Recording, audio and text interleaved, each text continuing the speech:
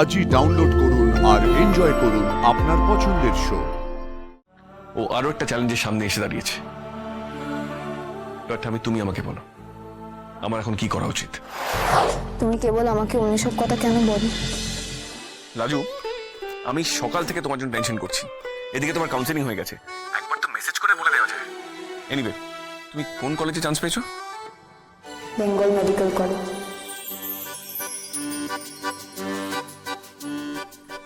What? তুমি Bengal medical কলেজে chance পেয়েছো?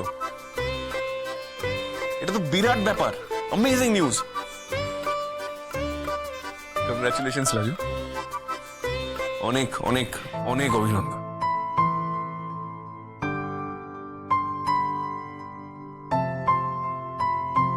রাজু, তুমি দেখো, তুমি বিরাট বড় ডাক্তার হবে। আমি দেখবো তোমাকে অনেক বড় ডাক্তার হতে। রাজু, এই কবে আমি তোমাকে দেখবো? কবে তুমি এখানে আসবে?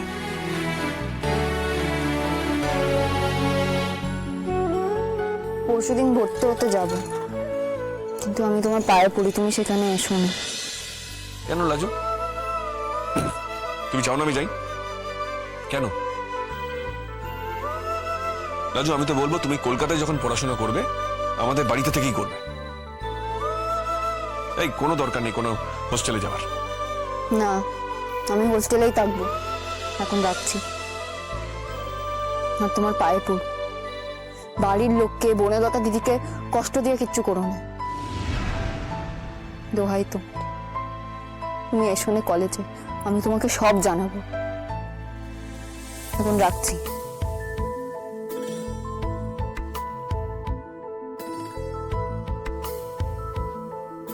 কিরে, কথা হলো?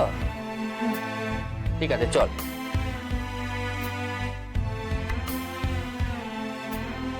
বেঙ্গল মেডিকেল কলেজ, ওটা একটা অ্যাডমিশন ফি এর ব্যাপার আছে না?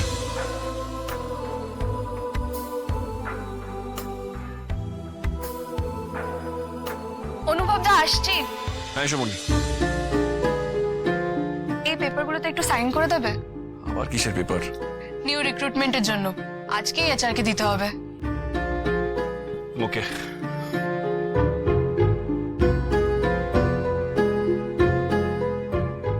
আচ্ছা বন্নি, তুমি আমাকে একটা খবর জোগাড় করে দিতে পারবে?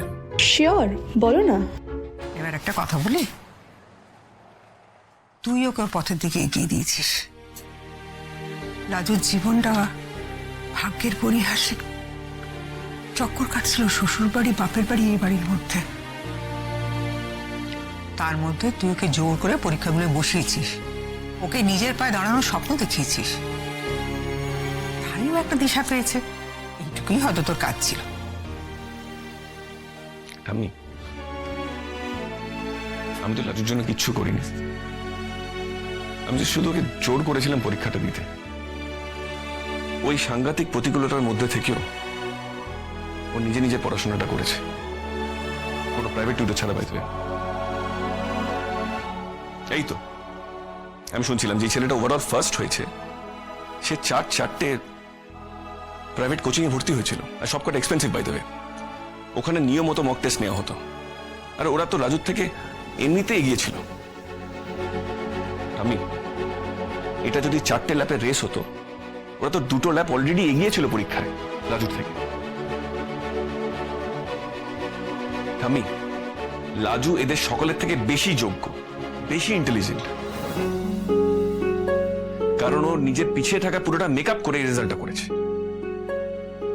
এবার তুমি বলো, ভাবো ও যদি এই সুযোগগুলো পেত তাহলে? আমি নয়, ওর সব কিছুর জন্য একার একক ক্রেডিট। ও আমার নাম করেছে সকলের সামনে, সেটা ওর মহত্ব, আমার না। আর ওর এই অসম লড়াইটা এখনো চলছে। ও আরো একটা চ্যালেঞ্জের সামনে এসে দাঁড়িয়েছে।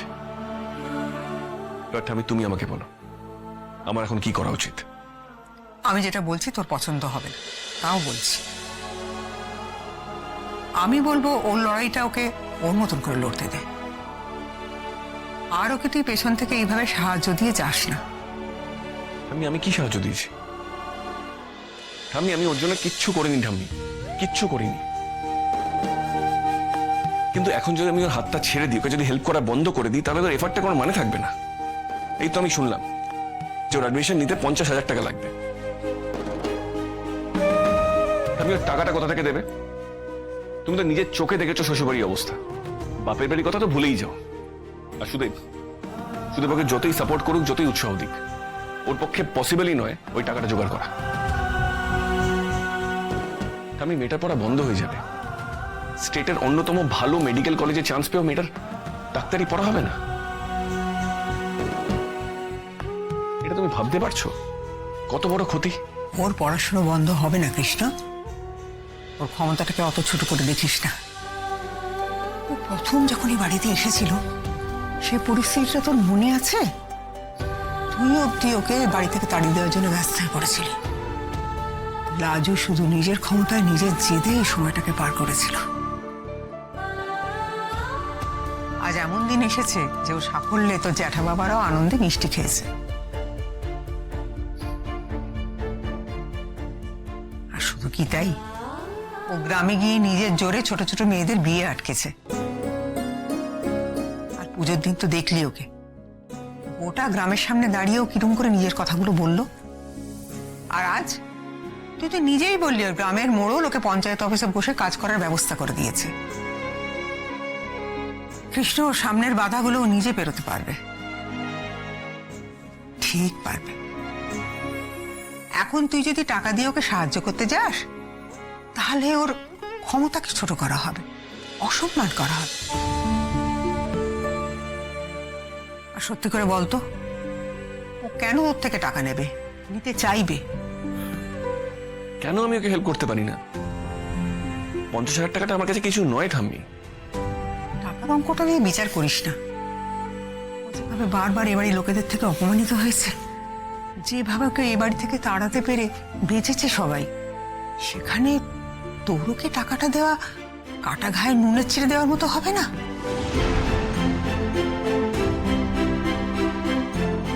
কিন্তু ও তো এটুকুনি জানে যে তুমি, আমি, অনু, জেঠুমনি ওকে কতটা সাপোর্ট করি। আমরা কি ওর জন্য এটুকু করতে পারি না? না, এখন আর পারি না। রাজু শ্বশুর বাড়ির লোক গরিব হলেও তাদের আত্মমর্যাদা বোধ প্রবল। রাজুকে সাহায্য করতে চাইলে শুধু রাজু অপমানিত হবে না, তারাও অপমানিত হবে।